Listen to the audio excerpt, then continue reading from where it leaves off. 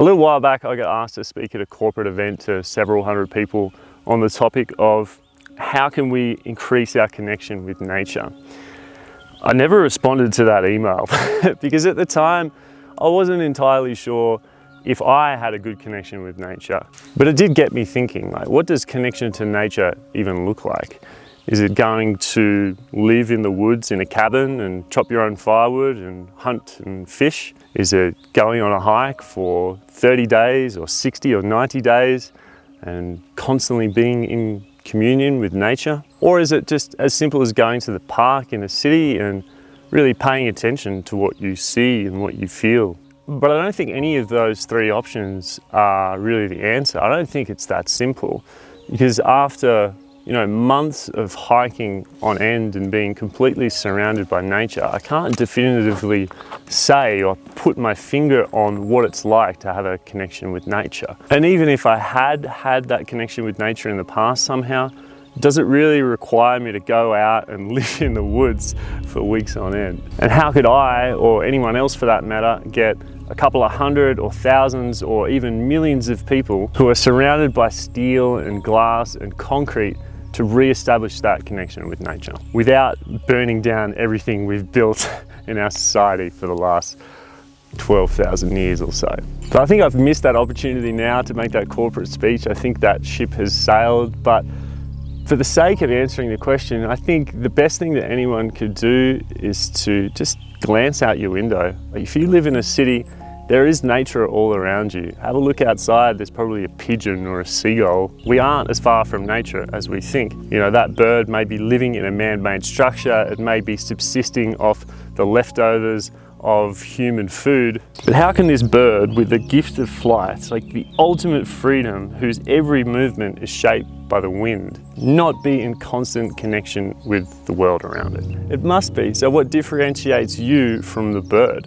Both you and the bird are living in physical bodies. You're made up of billions of particles. There's tiny living organisms like bacteria living inside you. They're wild little beings living inside you that you're made up of, literally. Aren't those tiny little bacteria part of nature? Aren't they wild beings? Do they have a connection to nature? I think the truth is that we are all connected to nature in some way. And the way that we do connect, the way that we are connected, is through our bodies. We're all living in human physical bodies here.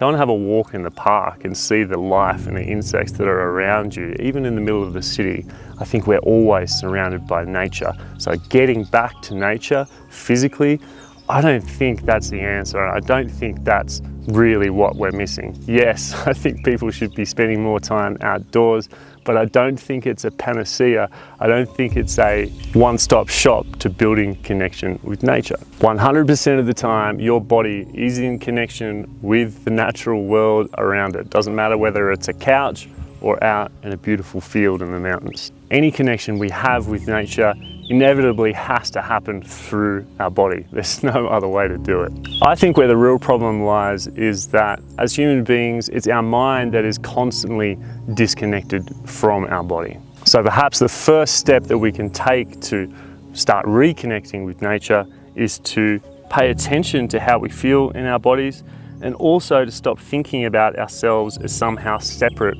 from nature, something that exists apart from the natural world. The fact is, we aren't above nature, we aren't apart from it. I think if anything from the last couple of years has told us that we really are increasingly more vulnerable to the world around us. We really are at the mercy of nature, not in a position of dominating it. And as much as we build walls around us to keep nature out, I still think it's within us. Even though that connection is mostly severed for the most part, I believe it's still there. And I think if there was a magical bus that we could all jump on board that would take us back to our connection with nature, the first stop on that bus would be our bodies. The first stop on our way to rebuilding our connection with nature is to separate the critical mind and reconnect with our physical body. And just to feel what it feels like to walk in the grass bare feet. How does it feel to place my hands on the ground, even if that ground is a piece of carpet in a conference room?